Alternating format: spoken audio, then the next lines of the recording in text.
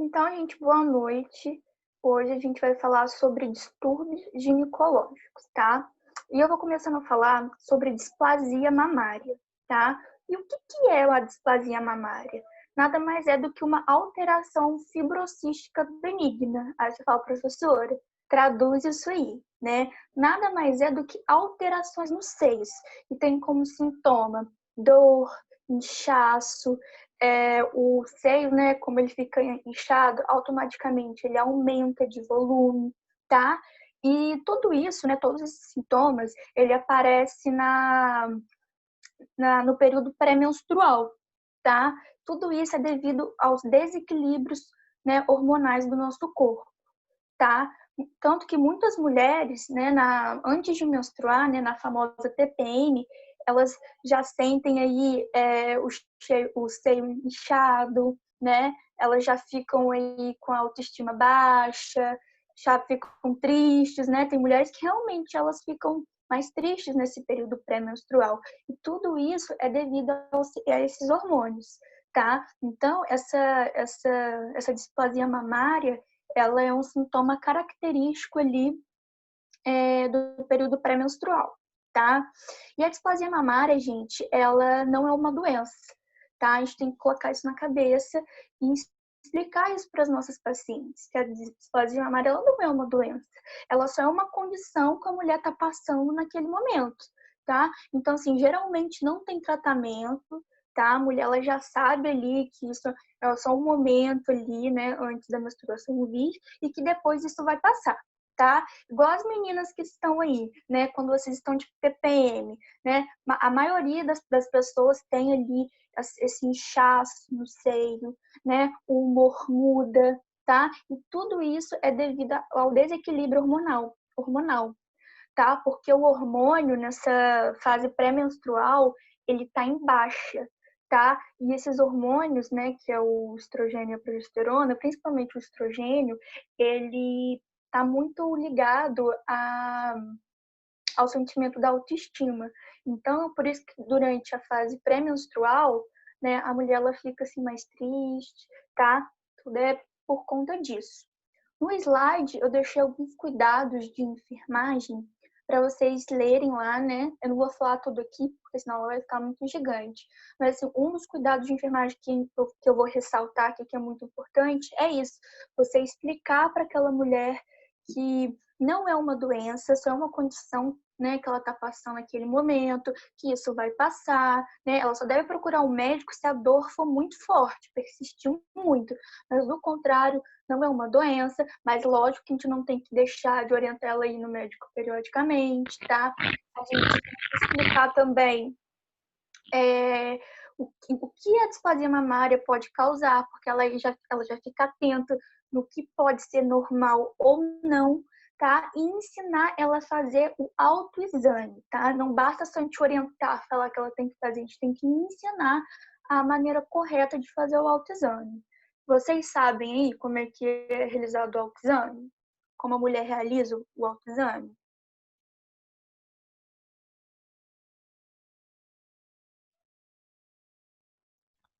Uma máquina que aperta o peito, não? Uma máquina? Um seio? Ou a mão mesmo, ou não? Ah, isso, eu entendi você falar uma máquina que aperta o peito. Foi isso que você falou? Não, né? Não, eu falei sim. Mas é a Ah, mão? tá. É a mão, né? A mulher se toca, é o autoexame, tá? Eu vou colocar a imagem aqui para vocês verem, que é melhor do que eu falar.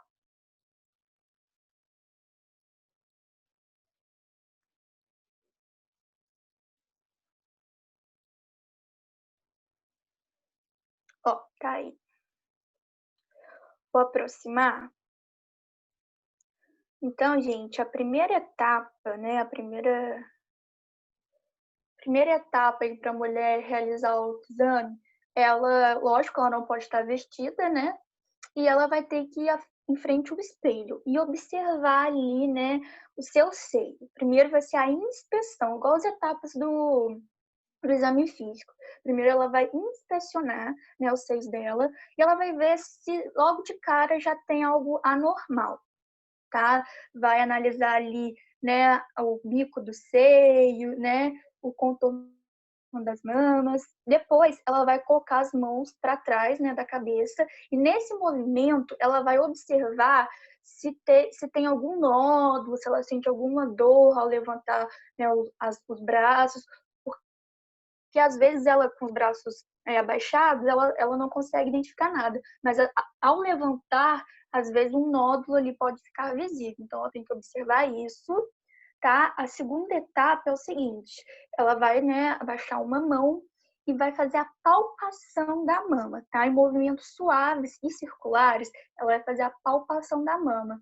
Então, ela vai ver se ela encontra ali a presença de um nódulo, tá? E já a outra etapa, né, ela vai fazer a palpação na axila também, para ver se tem algum presença de nódulo, né, de uma massa endurecida. E depois ela vai comprimir o mamilo, tá? Para ver se sai algum tipo de secreção, porque a gente sabe que o correto é não sair nenhuma secreção. Tá, gente? Então, essas aqui são as etapas do autoexame. Lembrando que ela vai fazer dos dois lados, tá? Primeiro, ela baixa a mão direita e vai palpar a mama. Depois, ela vai abaixar a outra mão para palpar a outra mama, tá? Então, assim, é bilateral, vai fazer dos dois lados esse procedimento. Então, ficou claro para vocês aí como é que realiza aí o autoexame? Porque às vezes a gente fala, né? A gente fala para a mulher realizar o autoexame e ela assusta, acha que é uma coisa muito fora, né, do comum. E não, é simples, né? Só basta ter um espelho e ela vai conseguir realizar o autoexame, tá? Então, vocês pegaram aí como é que faz o autoexame? Como é que realiza o autoexame? Digam aí.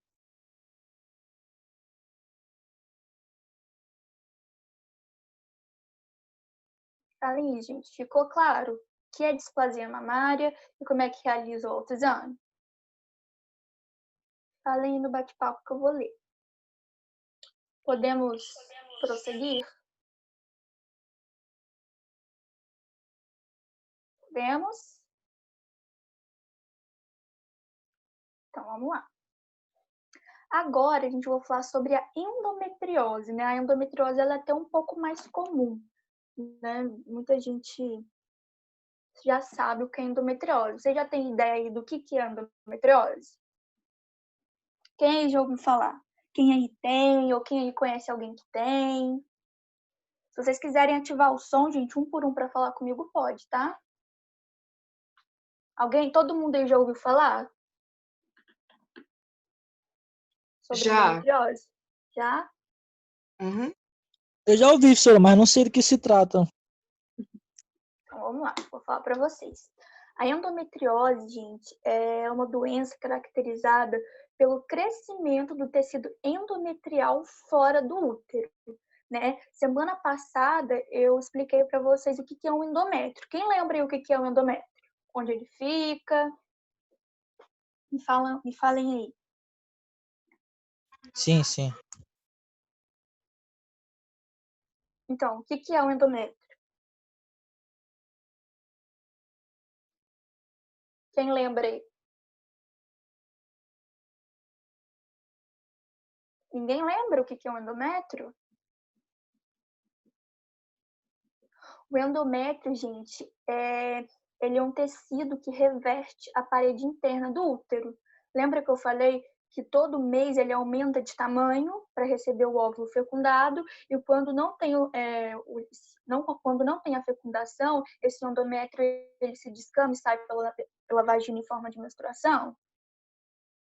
Então, né, a endometriose é quando esse endométrio, né, esse tecido endometrial, ele não fica no útero, tá? Ele cresce para fora do útero e ele pode crescer em diversos tecidos ou órgãos, né? Ele pode crescer na bexiga, ele pode crescer no abdômen, intestino, apêndice, nas tubas, tá? Então, o local correto do endométrio ficar, esse tecido, né, é na parede do útero. Tá? E na endometriose, a gente tem esse crescimento desse tecido para fora do útero, tá?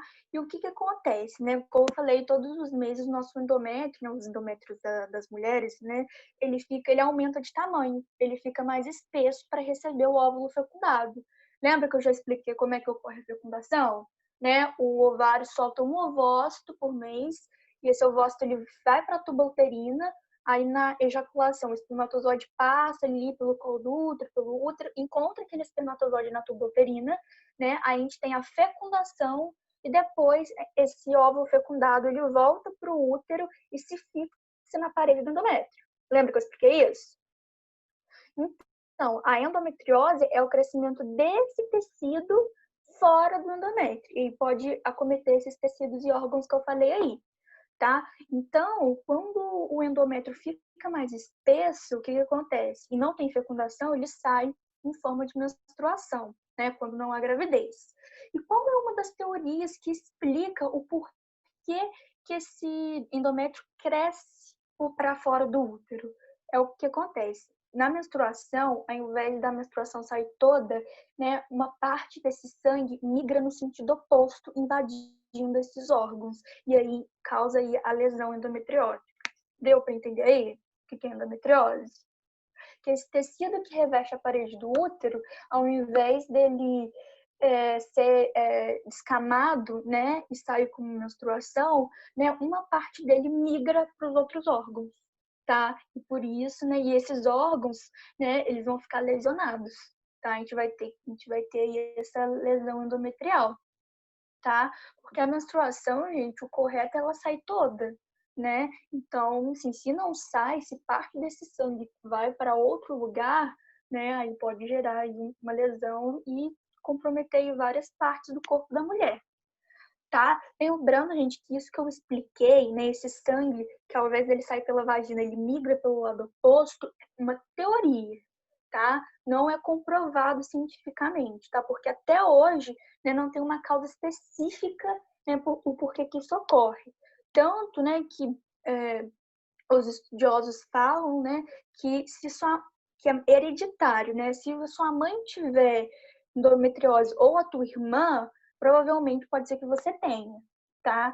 Mas assim, não tem uma causa específica, né? Mas uma das teorias é que esse sangue, ao invés de sair todo na menstruação, parte dele migra para o lado oposto, invadindo aí esses tecidos e órgãos, tá?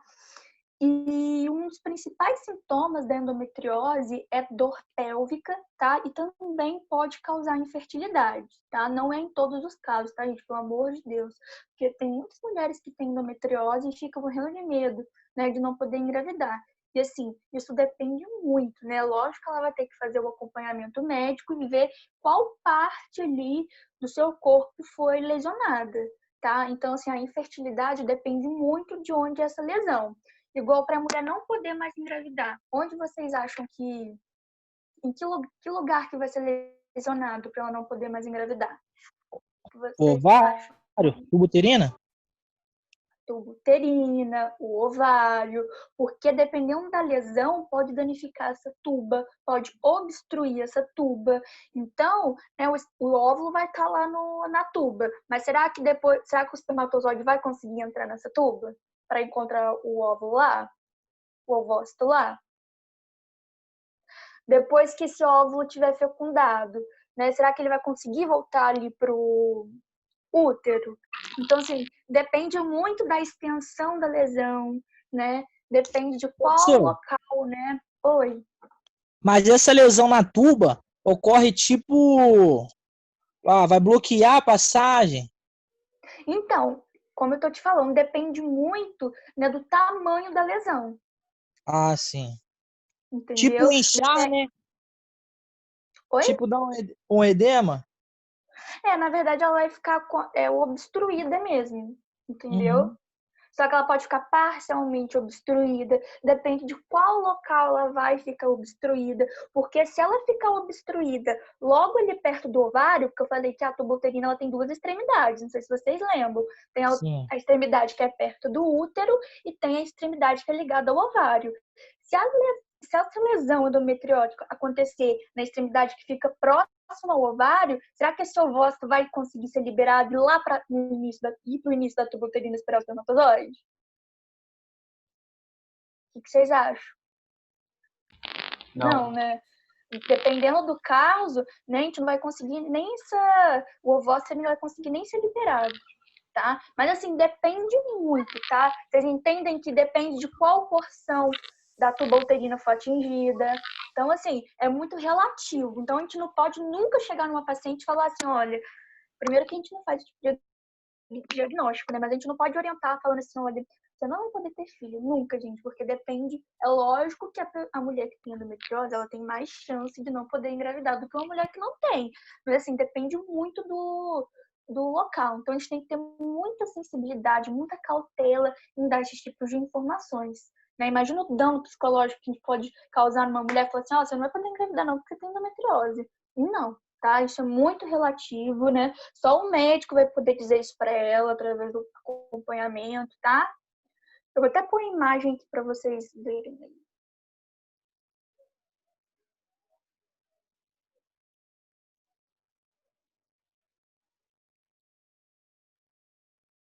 Olha.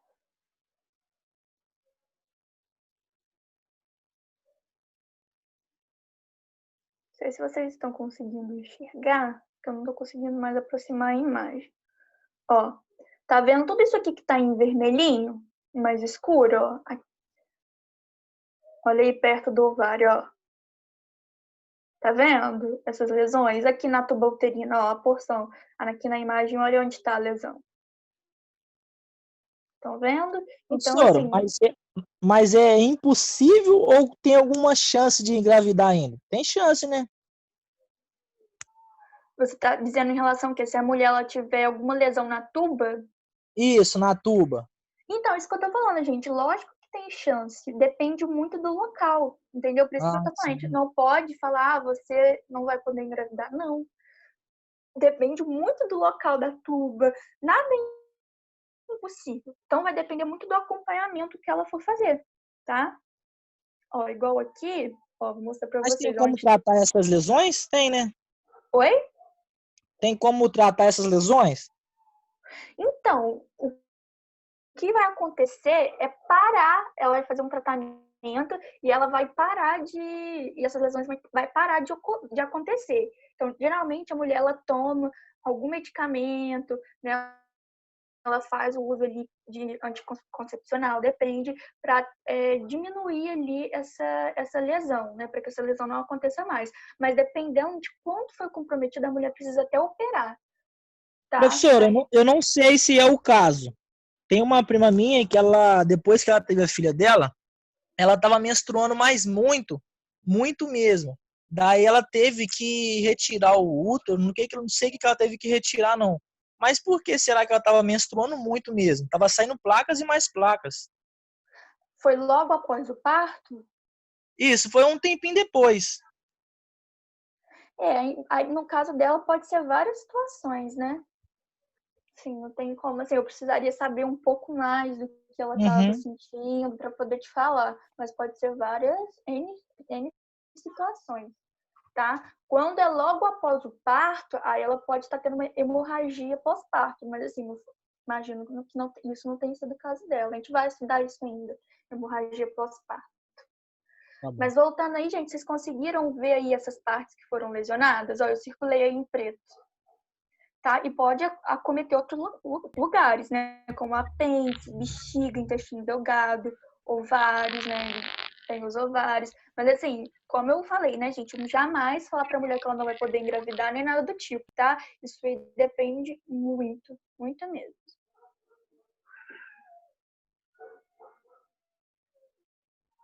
E o tratamento também é muito relativo, tá? Só o médico vai poder dizer qual vai ser o melhor tratamento, né? Se é caso de cirurgia, né? Ou tratamento com anticoncepcional. Depende, assim, vai depender muito, tá? Ficou claro aí, gente? Então, o que é endometriose? Sim. Ficou? Todo mundo entendeu? Então vamos prosseguir. Agora a gente vai falar sobre a infecção urinária. A infecção urinária também ela é bem comum, várias pessoas conhecem, né? E a infecção urinária, gente, ela, como o nome mesmo já diz, ela é uma doença infecciosa, tá?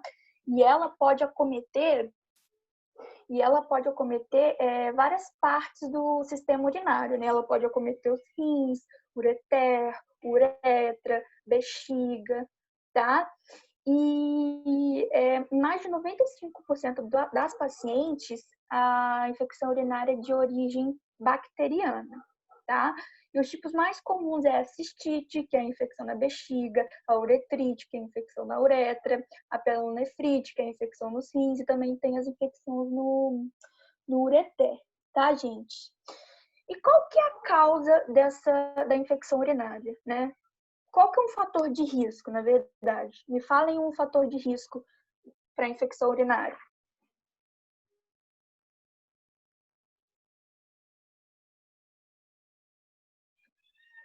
Alguém sabe me dizer um fator de risco para infecção urinária? Conversem comigo.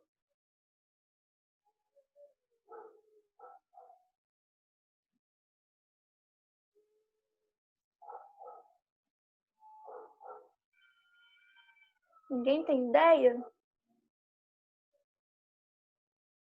de um fator de risco?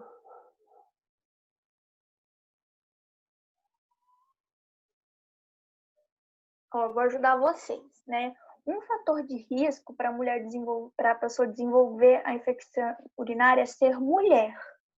Né? As mulheres têm, assim, muito mais chance de ter do que os homens. E alguém sabe me explicar o porquê? Que acomete muito mais as mulheres do que os homens. Por conta da vagina? Como assim? Explica melhor.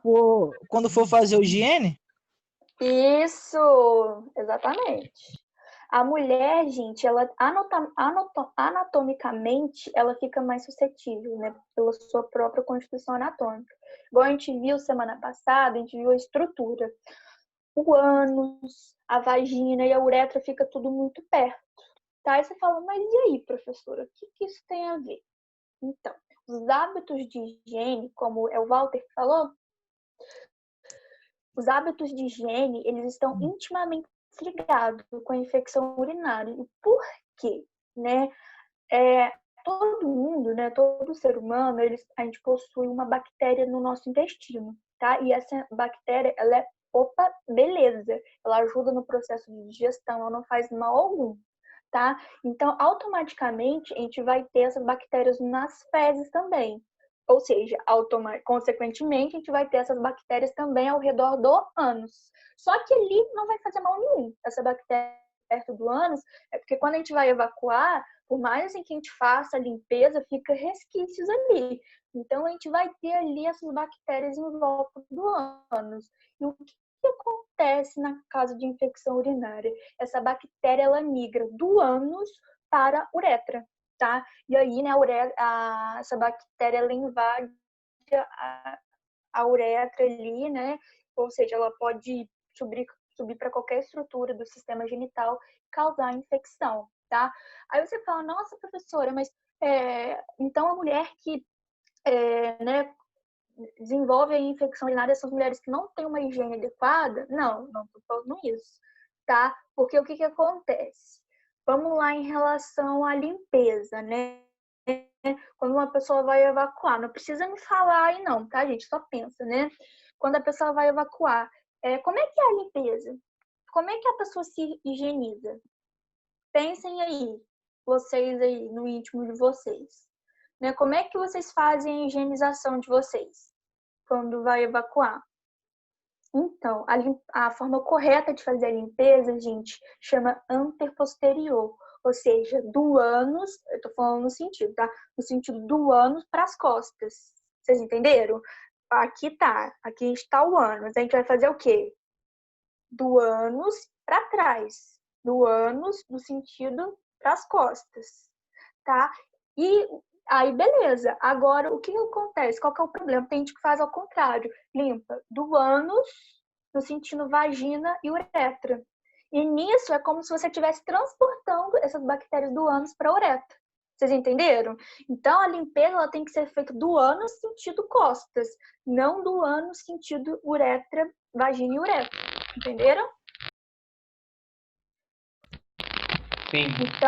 Então a higiene é do ânus para as costas, no sentido do ânus para as costas. Tá, agora hábitos de higiene, a gente já, em relação à limpeza, a gente já, na hora da evocação, a gente já viu.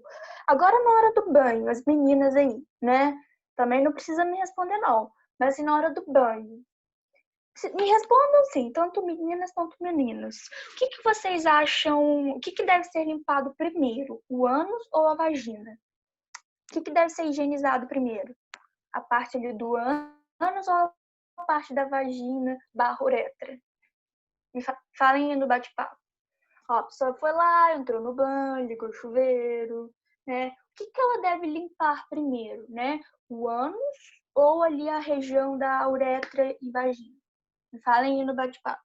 Não fica com vergonha não, tá, gente? Isso aí é muito importante para a gente poder orientar a nossa paciente.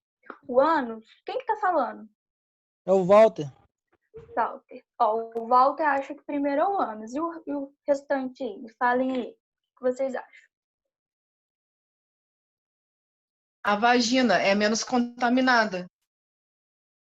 Isso aí. Quem que tá falando? Luciana. Isso aí, Luciana. Primeiro, gente, a gente tem que higienizar a vagina, tá? E depois o ânus. Porque vamos parar pra pensar. Você vai lá e higieniza primeiro o ânus. Depois você vai com a mão, que supostamente pode ter as bactérias, e lavar ali a vagina e a uretra. Aí o que você fez? Sua mão foi um meio de transporte, de migrar as bactérias do ânus para a uretra. Vocês entenderam? Deu para entender aí? Que primeiro a gente tem que limpar a vagina e depois o ânus, porque senão a gente pega a nossa mão contaminada, né, e lava ali a uretra, né, a região da vagina e da uretra. A gente leva essas bactérias para a uretra, tá? Uma outra situação, né, é em relações sexuais. O porquê que a relação sexual também é um fator de risco? Alguém sabe me explicar?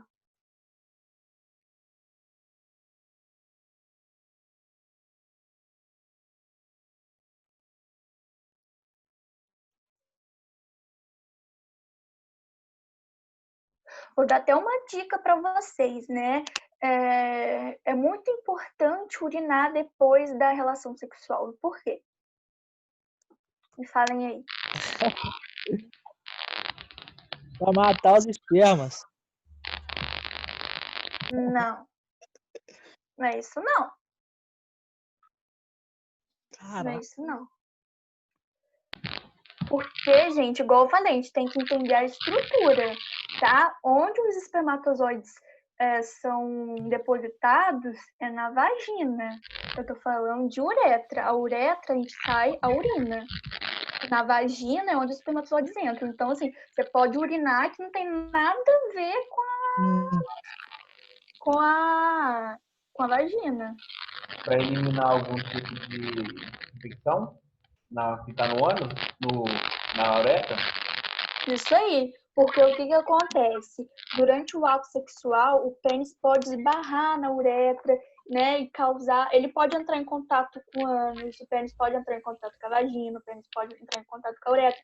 Então, assim, no ato sexual, o pênis ele pode passar ali pela uretra e lesionar, né? Fazer microtraumas na uretra e o pênis ele pode estar, teoricamente, pode ter bactérias ali ao redor também. Né? Vamos supor que o pênis passou próximo ao ânus, né? Aí depois ele passou próximo à uretra. Então é como se ele levasse também essas bactérias para a uretra. Tem uma outra situação também, né? A mulher quando está grávida, por que ela fica mais suscetível à infecção urinária? A mulher por si só ela já é um fator de risco. A mulher grávida mais ainda. E por quê?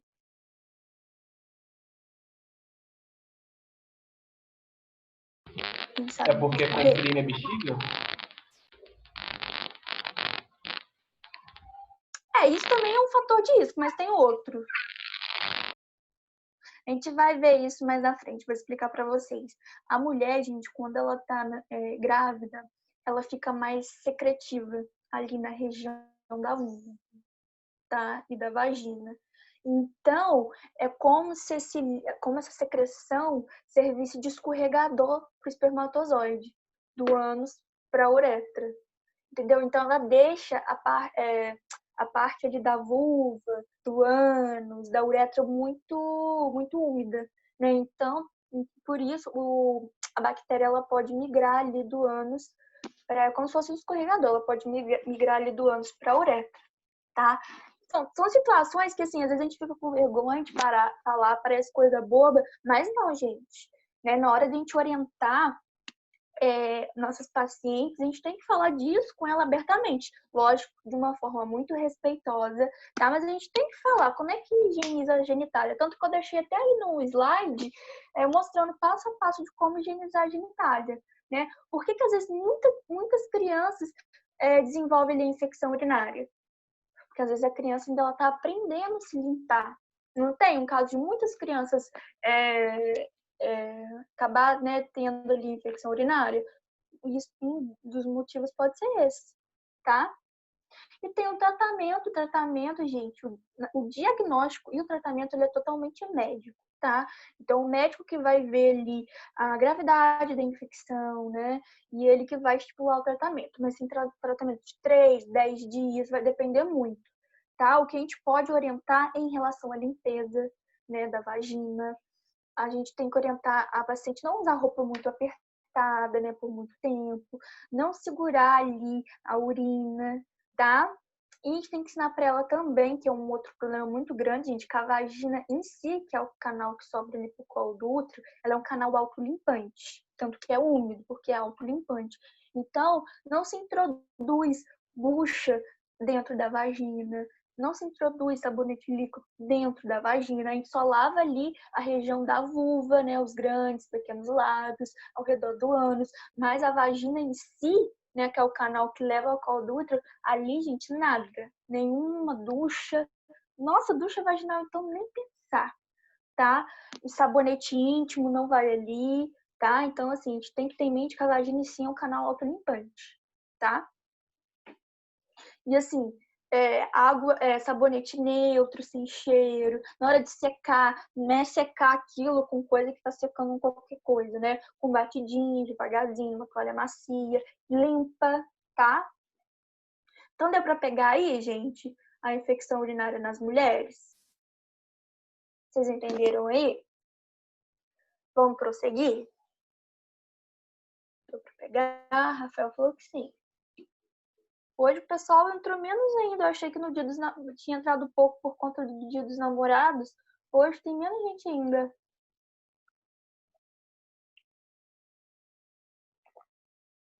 A turma de vocês diminuíram também, não diminuiu? Ou tá com a mesma quantidade?